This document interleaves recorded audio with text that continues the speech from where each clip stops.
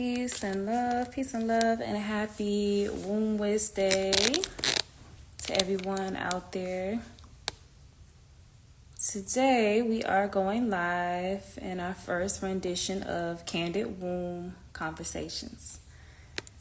So I'm just going to give some time for our guests to come on the show, to come on in. And there she is.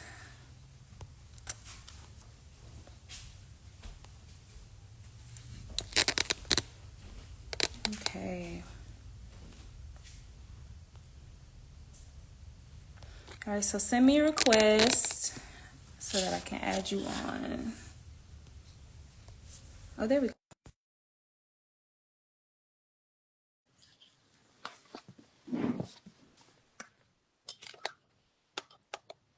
There we go. You had to send it to me. I kept trying to send it, and it kept saying, "Can't send your request." I'm like, "What's going on?" Ah, okay. Well, so glad to have you here. So glad to have you on. Thank you for me. Yes. Glad to be Oh, here. yes. So today we're just having our candid womb conversations, just real woman, real life, real situations, sharing their story. And I'm so happy to have Alana on here. She's been doing such beautiful work within our community, including her yoga class. Would you care to introduce yourself a little bit, Alana? Yes. Hello, everyone. I am Alana. I am a yoga instructor. I also have my own business, which is Bearskin Yoga. It's a new yoga class, and I'll talk about that more as we go into our conversation. But that's part of my womb journey as well. So. Yes. Yes, so I will talk about that later. But thank you for having me. I'm excited to be here. Excited to share my story because a lot of people don't really. I tell people when I meet them, but a lot of people don't really know like the in depth of my story. So I'm glad I could be able to put that out and share it and be an inspiration to somebody else and show them how they can, work on healing their womb space. Yes, yes, yes, yes. So tell us, what is the moment? Can you share a moment that sparked like that specific time where you started to pay attention to your body more or pay attention to your womb more? For me, I would say it began in my early 20s when I started to pay attention to my cycles, and I was noticing that I was getting my cycle twice a month. And I was like, Mm. this isn't normal. I'm not supposed to be bleeding twice a month. So I went to the doctor and kind of not knowing anything. I wish I would have did more research knowing what I know now. But they prescribed me birth control because people was like, they say birth control helps regulate your cycle. So I got on birth Mhm. control, and once I did that, I felt like it was like a downward spiral in my body. So once I got on the birth control, it just started causing other issues in my body. And so I thought maybe they were thinking maybe it was that specific birth control that they had me on. So they switched me to a Mhm. different one. And then all the issues I was having from the first one stopped. But then I started having other issues because of this new one they put me on. And I'm just like, I'd rather just deal with the bleeding and, and go through Right. all of this because it was too much. So I kind of just gradually stopped taking that birth control, and I was my cycles kind of got back to normal, but they were like a little heavy. So I was like, ugh, okay, how am I going to get through this? So at that time, this is later on in my later 20s, I became sexually active. So then I got back on birth control. I'm like, I need to be 100% safe. I ain't trying to have no kids. Right. So at that time, I was doing the Depo shot. I didn't even do the whole series of it. I just did 2 rounds of it because I think you get it like every like 3 or 4 months, something like that. When I tell you that, like really, I really think that's what like triggered the onset of all these issues that I started to have in my body. But once I did that, I stopped taking it after like the second round because I was like, I don't like the way this is making me feel. And at that time when I stopped it, I didn't have a cycle at all for a whole year. I wasn't bleeding at Wow. all. After the depot. Yeah, I didn't have it for a whole year. Then literally a year later, it came back with a vengeance, and I literally bled for a year straight.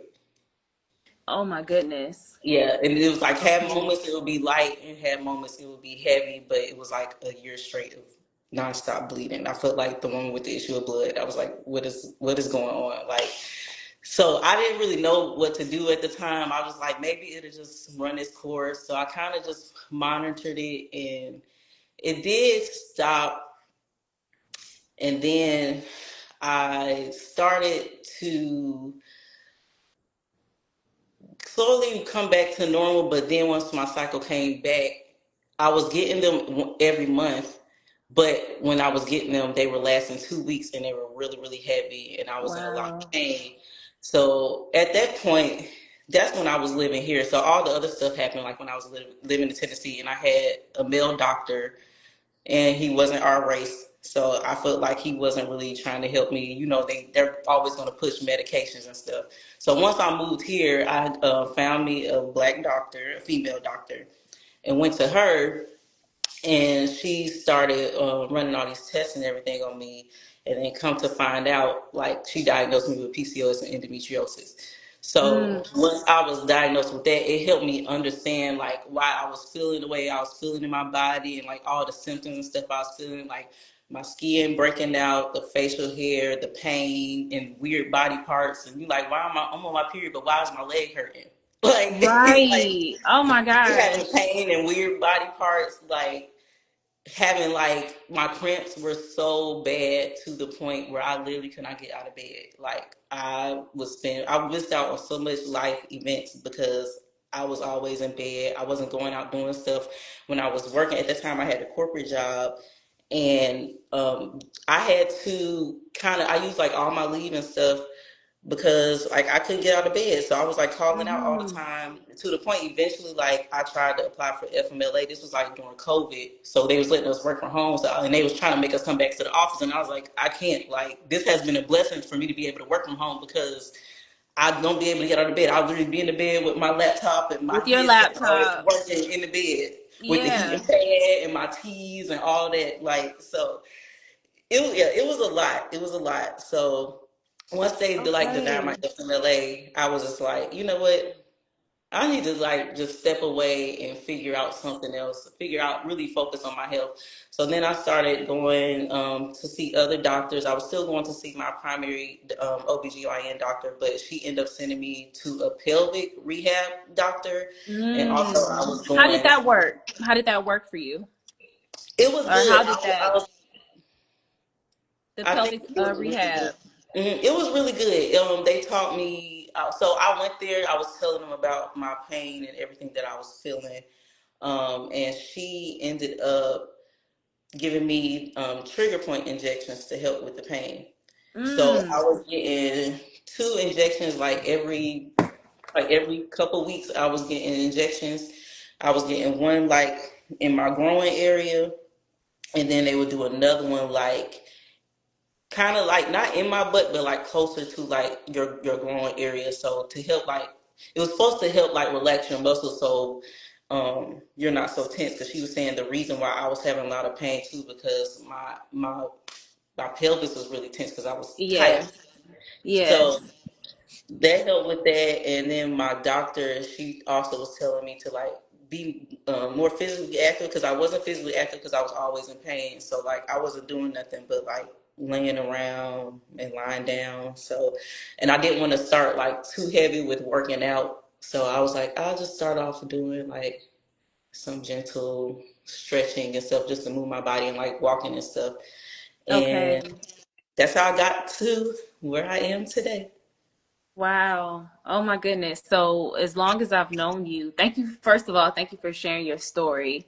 Sure. And as long as I've known you, and of course we haven't gone deep. We connected and we've kind of stayed connected, but I never knew that, Yeah. and I have a similar journey, and yet we connected via movement, via yoga. Hmm. And then I didn't even know. I had no idea that that was your story. Yep. So in that process, how how did you feel? Like how let's go back a little bit. When you were being used as a guinea pig, Basically. tested, Yeah. basically that's what I call it because I had the same experience and it was like birth control after birth control. How did you feel during that process? At the time, I think because I was going through so many other life events, traumatic events, so it was kind of hard for me to really focus on my body. I kind of just was like going with whatever they were telling me to do. Like I wasn't really trying to Mm, like research and see what I need. I was just like, they're doctors. I guess they know what to do. Being naive about the situation, even though I know like how I was feeling, but I didn't really know where to begin. I don't feel like I really started advocating to myself for myself until I moved here and I had a black woman doctor, and I felt like, oh, she actually like sees me and understands how I feel and see that like I'm really in pain. I'm not just saying like I'm in pain and they're just trying to prescribe me something for it. So yes. once I began to really advocate for myself and I realized like this is not right, like y'all using me as a guinea pig and just taking my money and prescribing me all this stuff and none of it's helping, it's making me feel worse. And I feel like at the beginning I may not have had PCOS and endometriosis, but I think on the process of constantly taking all those birth controls, I think that is what made it develop into something. So Yeah. Because you're putting, artificial hormones into your body and just throwing off your system even more yeah. when potentially just with the right tools and with the right changes and lifestyle changes that Hmm. could have brought your body back into balance potentially. Yeah. Okay, wow. So you go to a doctor, she prescribes pelvic rehab. You got the injections to help relax the muscles because pelvic tension is a huge part of that. Hmm. And you needed to move your body more. Hmm. So she had me. She sent. So I was going to the pelvic rehab, and I was going to physical therapy too. So the physical therapy was working with me on the movement and giving me Okay. the exercises to do. And they also, I used to have to work because I would be in so much pain. So she would have to tape my wound to like hold the muscles a certain way so that I wouldn't be in pain. Like it was a Mm, lot. wow. I'll get through some stuff with my body, so that's why I love it so much now because I see where it was and where it is now. But yeah, I was going through a lot. So the physical therapy helped, and the physical therapist too was encouraging me to like move my body more. So I kind of like got into stretching and stuff, and then it turned into yoga. And And it turned into yoga. hmm Wow. So what, because now we see this beautiful, confident woman in front of us who leads and supports so many women on their yoga journey. And not only just the yoga journey, but like how to feel confident and comfortable in their bodies. hmm Hence the bearskin yoga. yes. What was the pivotal moment? Like what was the mindset shift that had to occur from you to be that woman who was in so much pain and experiencing just a lot of things going on and turmoil in your life and suffering in your body to now being the woman that you are? What was the internal shift that had to happen for you? The internal shift for me, it kind of was like one of them things like I don't have to be a victim to my circumstance. And I had to come to the realization that like I don't have to deal with this no more. Like it's like you just get fed up with you just got to get fed up with yourself. And I had got to that point Mm, like I'm gonna stop making excuses. I'm gonna stop putting myself in this victim mindset. Like I don't have to do this. Like I had to want to make that change. So like that's what I did. I had to also heal and forgive, realizing that I've learned that a lot of trauma in your wound space it comes from you holding on to trauma. And I didn't realize yes, how trauma is connected to your wound. So absolutely. once I learned that, I had to go through a whole healing process. I was going to therapy. I had to heal myself from like the relationship traumas, not necessarily dating relationships, just relationships in general, parental, family relationships, friendships, all types of relationships, sexual trauma that I had Speak experienced. I on had it. to work through all of Yes. and once I began to work with it's not easy. I'm still working through it. I'm still working through it. It's not easy, but I see the growth and the progress that I have made, and just making that constant effort to like know my triggers and learn them, and then knowing how to. Okay, so now I know that this is a trigger for me. How am I going to not allow that to continue to trigger me and move forward? So learning Hmm. all of that about myself, I had crying spells moments of isolation, moments where I'm angry with God and I'm talking to God and I'm yelling because I'm mad. Like it was a whole process that I went through, but also I had to do a lot of like self reflection and hold myself accountable as well and develop that discipline in my healing journey. So it was like a mixture of all of that. Yes. So Mhm. that's what we consider a holistic journey. So would you say that womb healing is a holistic journey, like a Oh, full life journey? yes, most definitely. Yes. Amen. Amen. Amen. Wow. Okay. So with that being said, what has surprised you the most about your healing journey? I think for me, it has been like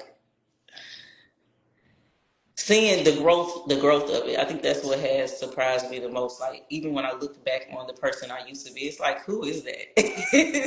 It's like a completely Mm. foreign person to me, and it's like I can't believe that this is where I am now. Like the old me that was like in pain and depressed and suicidal and angry, I'm like, I couldn't even imagine being like this person that's right here now. Like that person wasn't even in my mind because I was so low. I couldn't imagine it. So just Yeah. seeing the growth that I made and how I'm helping other women and other people to like be in their bodies and know what they feel and know how to move through all of that and work on healing themselves. Like it's all we have all the tools that we need. We just got to tap into it. So like me showing other people that it's already in you. You just got to tap into it. So just growing Absolutely. myself, knowing the power that I have, and standing on Yes. it. And I just want to highlight before I forget the fact that you said you had a black doctor who was a woman. Like, so you moved from having someone who didn't look like you Hmm. and who could not relate to your experience to having someone who was a representation of who you were and was willing to go another path to show you something different. And I just want to highlight like how important it is to have representation in what it is that we do, even when it comes to yoga. Yeah, So to have someone like you who has walked the journey that you've walked and who is walking the journey that you are still in, holding space for other women and having classes, like how important that is. yeah. Because I get so many people that come to my class. I'm like, I've never had a black yoga instructor, and me not realizing because I see so many of them because that's they're my peers. Mm-hmm. I didn't There's realize that many like of it's them. really not that many of us out here like that. So like Exactly. so people like I'm glad to be in this space. I feel comfortable because of somebody that looked like me, and it's just it's a blessing. It makes me feel good. It lets me know like I'm exactly where I'm supposed to be. Absolutely, absolutely. And I say the same thing for womb healers because before, like, now I'm so grateful that people are catching on and I'm seeing a lot of women who look like me who are womb healers. But when I first started off, I was the only one in certain spaces where I felt like, am I supposed to be at this table? Hmm. Because no one looked like me. And I was like, but we are the ones who have the highest rate of fibroids. We are the ones who Hmm. are underdiagnosed, misdiagnosed. Our pain is dismissed and all of those different things. And so just the importance of seeing someone who looks like you and who has gone through your journey, like all that to say is really important. Yeah. So my last question for you is, what would you say to someone who has gone through what you've gone through? Like what would you have wished someone would have said to you? Like if you can go back and talk to that version of yourself, what would you say? Take charge of your life. Don't accept what anybody tells you just because they're telling you that's how it should be. Do Mm, your research. Always get a second opinion. Don't go with the first medical opinion that you give. Always get a second opinion and just take charge of your life. Forgive yourself. I think a lot of what I dealt with was unforgiveness, and I had to learn that forgiveness is for you, it's not for the other person. So, like forgiving myself for decisions that I may made, or put myself in situations that left me wounded and hurt. Forgiving myself for that, and just yes. knowing that I have the right to refuse anything or allow what I want Mm. done to my body. So just because they tell you like this is we're gonna do this procedure, if you don't agree with that procedure, you can decline and it's okay. Like don't feel like you feeling pressure to go do it because they want to experiment on you. Right. Because my doctor, the female doctor, she did try to prescribe me birth control, and I was like, nah, I'm not doing that. And she was fine. She was like, okay. So then she gave me like a pamphlet with all these like holistic options, and like I appreciate that because a regular doctor would have been like, oh well, I can't help you. Like, Mm-hmm. but the There's fact that nothing she I can do gave me, here. yeah, but the fact that she gave me holistic options that helped, and also just knowing that healing is a constant journey. It's never like you're going to be fully healed. We're always healing. We're always healing. And when you're going through your healing process, you have to get to the root of the issue. You don't want to keep it surface level because if you're keeping it surface level, you're never going to fully heal, and it's going to be like you just keep picking the scab, and it's never going to heal all the Exactly. way. But like get into the root of the issue, so you can fully heal. And once you begin that healing journey, you'll see that scar will begin to fade because it's healing. So just and knowing like what your triggers are, how to confront them, and the lessons that you could take from them, and just going through life's lessons, and blessings. I that's sure. that's that's what I have for others to help them get through that. But yeah, it's a beautiful journey. I've had my ups and downs, and I still, I have my moments. I'm still not 100% where I want to be, but I've grown so much, and I'm learning to like appreciate the small wins. Appreciate the small wins, seeing that the growth and knowing that like my health is nowhere where it used to be. I still have my moments from time to time, but I've learned how to manage it. Um, Taking herbs, also doing my yoni steams and yoga, meditation, breath work. Breath work has been healing in itself. I tell people like all the time about breath work and how healing it is. Just Yes. using the tools that God has given you. We have breath in our body. It's our life force. So using it. So Absolutely, girl. I wouldn't have been on this call if it hadn't been for breath work. Cause I've got up feeling like I needed to crash out. I was like, let me sit down and just breathe before this call. yeah, you have to. You have to. It's so healing. So yeah, Yes. that's So I push that. all those beautiful things that you just gave us, those tools, the yoga, the breath work. Where can we find you, and how can we find you, the divine representation, to guide us through? Tell us more about the work that you do. Yes. So I'm a yoga instructor. My niche is bearskin yoga. It's a nude yoga class. So I began that journey in the middle of my yoga journey. I just started practicing yoga nude, and it was like a different experience. It wasn't how I know. It was just a different experience. I felt like I was connecting deeper with myself. I was also putting myself in a more vulnerable space to be vulnerable with myself. Because when you're new, you kind of like you're just exposed, and you have to accept it. So I learned to love my body because I realized when I was going through all of my trauma and my wound issues, part of my trauma that I was going through was I didn't love myself. I didn't like the body that I was in because of all the trauma it had experienced. So through my journey Mm. with new yoga, I began to love myself more and appreciate myself more and just be grateful that the body that I was given. And I was like, this is so healing. Like I want to like show other people how to do this. So then that's how I began Bearskin Yoga. You can join me for Bearskin Yoga. It's every Sunday at 11 a.m. at Space 323. All the links is in my bio. You can follow me at Yoga with Alana, and you can follow my business page, Bearskin Yoga underscore ATL. I have a virtual new yoga classes every Monday at 7 p.m. So if you want to do it at home, you have that option as well. I also teach classes. These aren't new yoga, they're traditional yoga classes, but I teach at Clarity Fitness in Decatur, Mondays at 7 a.m., Wednesdays at 5 p.m. I do a free yoga class every Wednesday at Vegan and Friends.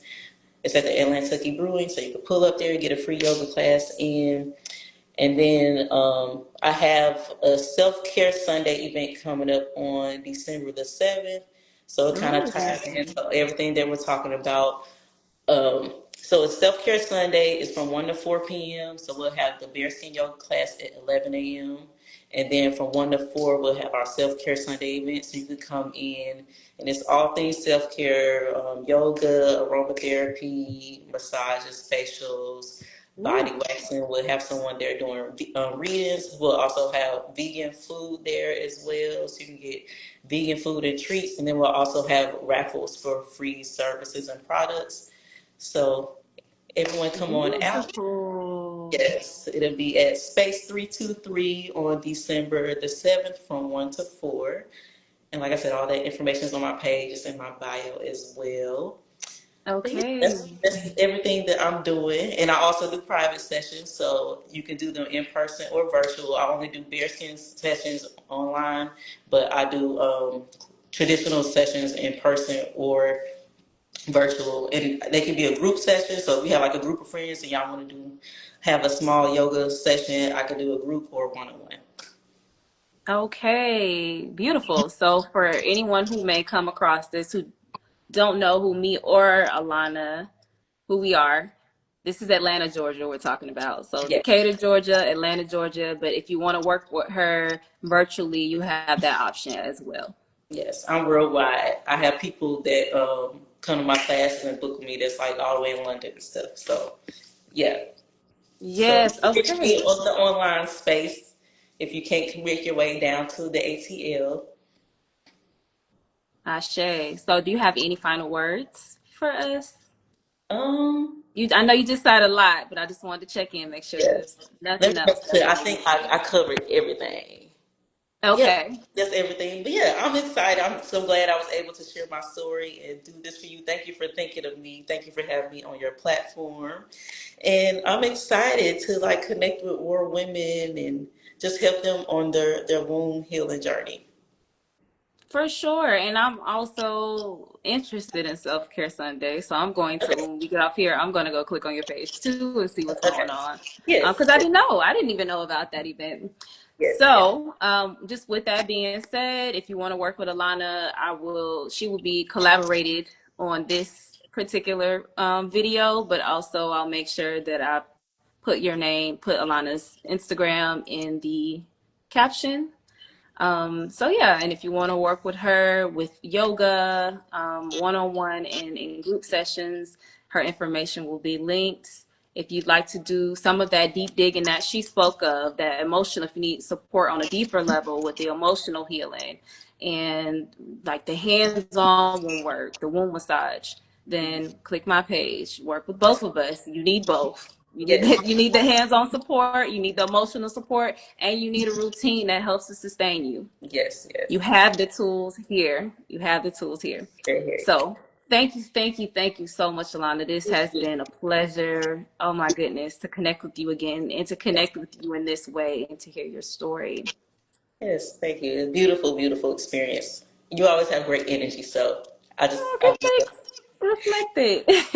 yes, All right, so I'll see y'all in Alana's classes and over yes. here at Yeah, the I Yellow see Gorget y'all on Womb Sunday or rebirth some other sessions. day.